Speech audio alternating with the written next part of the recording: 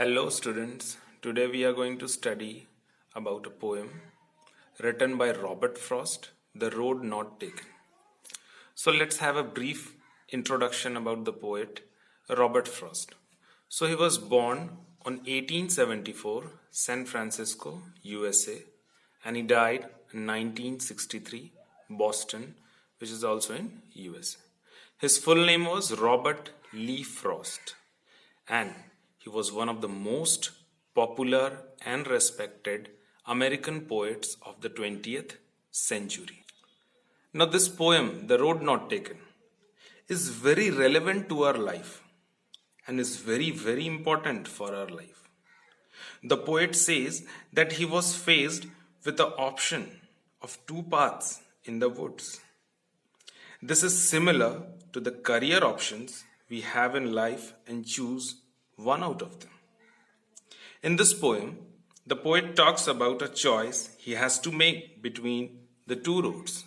See, like this here you can see, he stood and he had an option of two roads. The road is compared, this road. These roads are compared to the different career options we face in our life and have to choose any one. Now the poet wants to convey an important message to us that our future depends on our present. The career option we choose today will determine what we become tomorrow.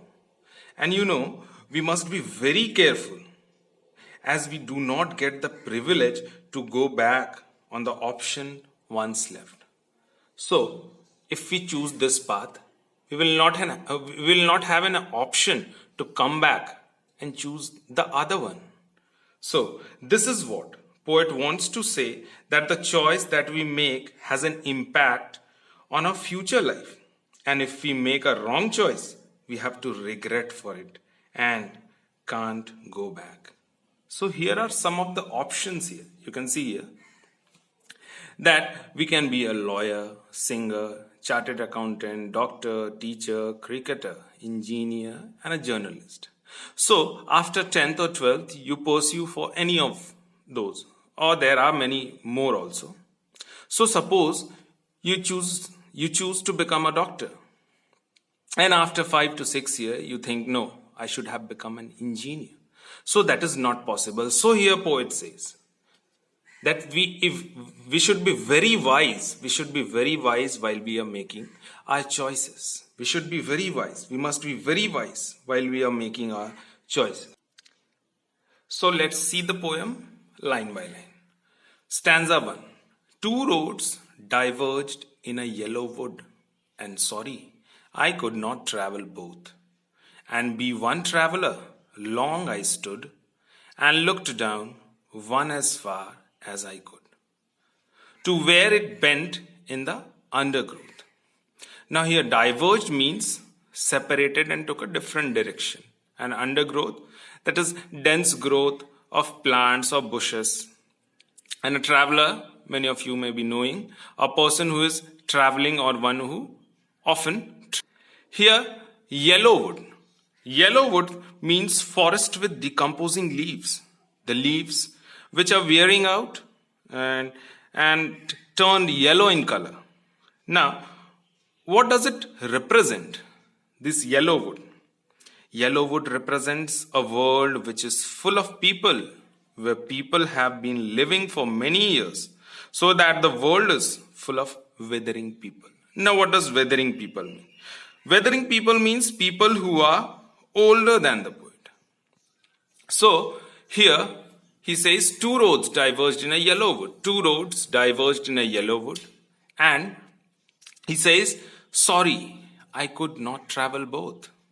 As being a one traveler, I could not opt for the both roads. So he was in a situation of dilemma, or he was a bit confused that what to do. And he says, and be the one traveler, long I stood. Long I stood. He looked down the road as far as he could. Jahan tak usko dikh raha tha wo road, wahan tak wo dekha. To where it bent in the undergrowth. So, here, yellow woods. Yellow woods are referring to the weathering people, to the old people. Because he was in a dilemma and he says, sorry, I could not travel both and be one traveler, long I stood. So he was standing there looking at that road. On that road, what he wanted to go, where he wanted to do. So he says, and here in this stanza, we can say that he is correlating with our life. That we also find in our life, many a times we find choices, alternatives, and we have to choose any one of them. We have many options, we have many alternatives, but unfortunately we have to choose any one of them. Though we think over it a lot, but at last what we have to do? We have to choose any one. Then stanza 2 says, then took the other just as fair. Just as fair here means as good as the other one, as good as the first one. And having perhaps the better claim. Better claim means better option. Because it was grassy and wanted wear. Though, as for that, the passing there had warned them really about the same. Here better claim means better option. And grassy here means which is unused, जिस पे ज़्यादा नहीं चला गया हो. Wanted wear, which has not been used, means grassy and wanted wear. He chose the path, उस रास्ता को चुना जिसको ज़्यादा लोगों ने नहीं चुना था. So by this we can say that then took the other. Here we can conclude that this shows that the poet is a bit adventurous. And he chose such a path for him that had not been walked over many people. Because after walking, here we can say, because it was grassy and wanted wear. So he wanted to be a bit adventurous. He wanted to travel that path that had not been walked over many people. But here says, though as for that the passing there had warned them really about the same. He says after walking quite a distance, then he realizes that both the paths have been worn out the same. वो रास्ता भी कुछ दूर चलने के बाद, this was the grassy path, so he chose this path. इस रास्ता को चुनने के बाद उसको पता चला, oh, both the paths have been worn out the same way. So through this stanza 2, the poet wants to say that we choose one out of them, although both of them are similar. Although we have many options, we have many alternatives, so we have many options, but we choose any one. Though both of them are very similar to each other, because whichever path you will choose, you will find challenges. And you have to face those challenges or hurdles. You have to face the difficulties. You have to face those challenges, those hurdles, all sort of difficulties you have to face in both the paths. Now, the third stanza says, and both that morning equally lay in leaves, no step had trodden black. Oh, I kept the first for another day. Yet knowing how way leads on to way, I doubted if I should ever come back. Now here, trodden means walked over. And when you walk over the leaves, they turn black. So both the paths on that particular morning, on that morning, were equal. Or we can say that they were very similar to each other.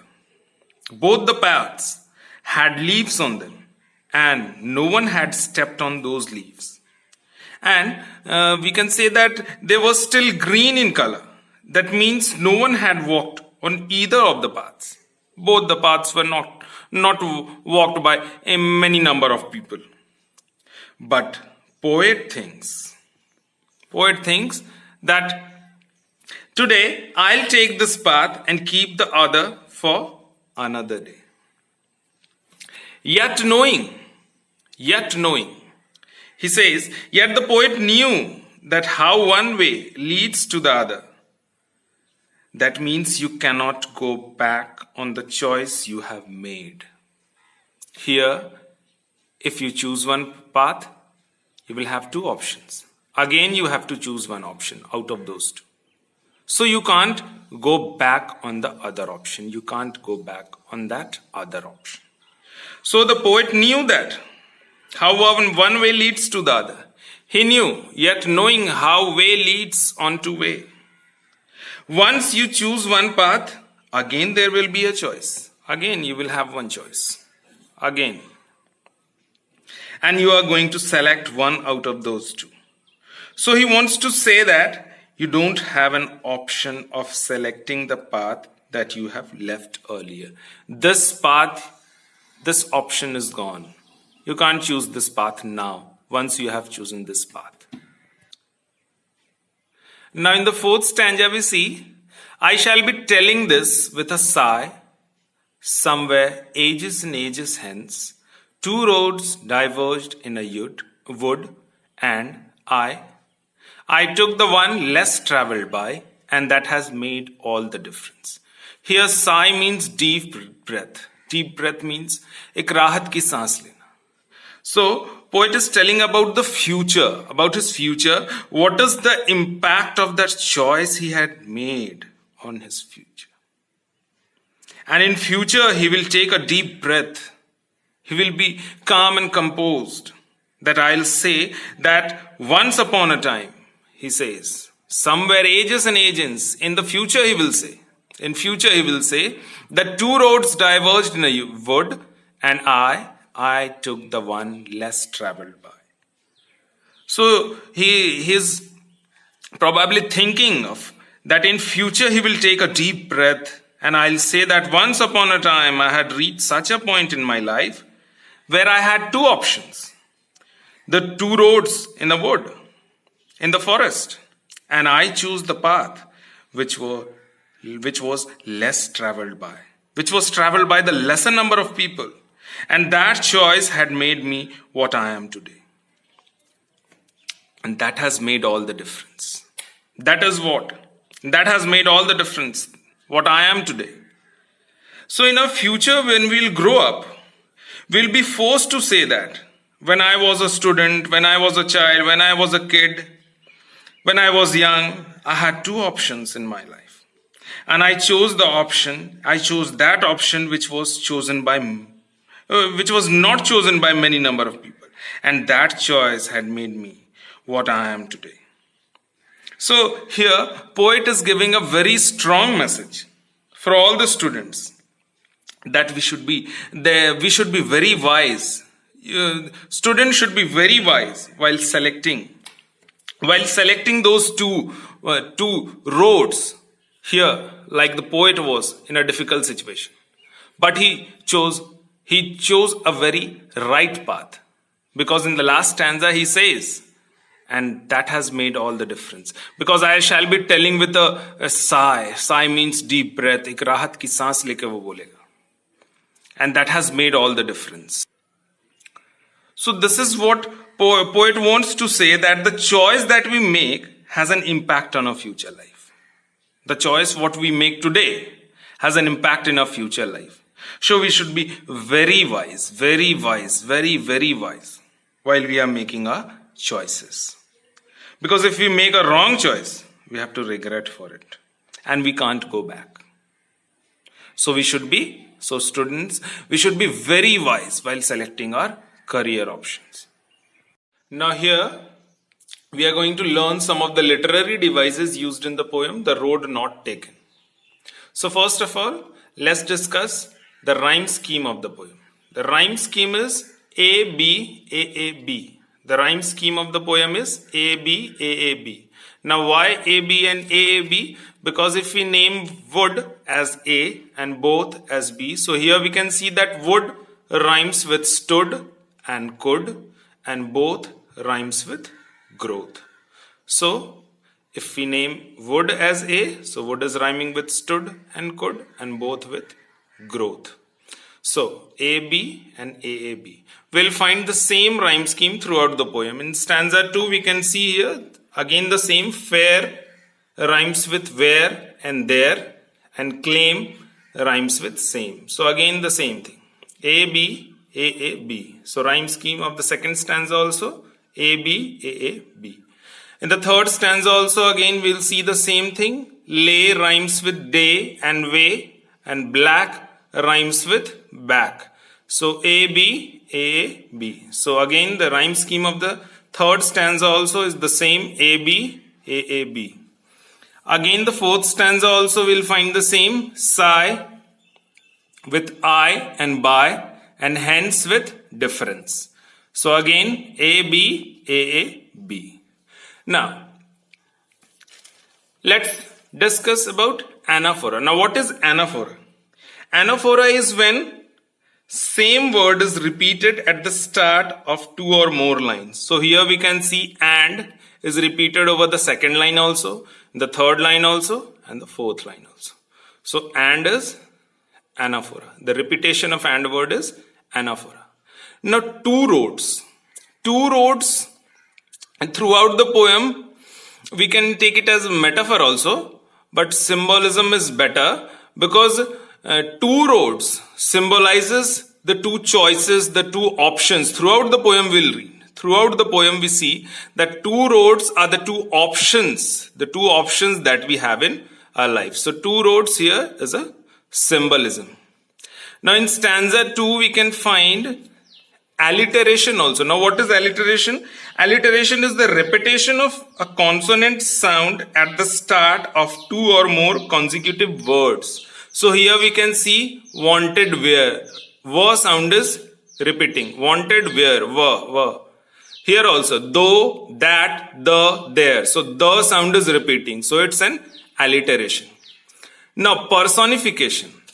Now what is personification? Personification when we give human attributes or human qualities to a non-living thing. So here also we can say that wanted where. Now wanting, I want something. So it's in human quality.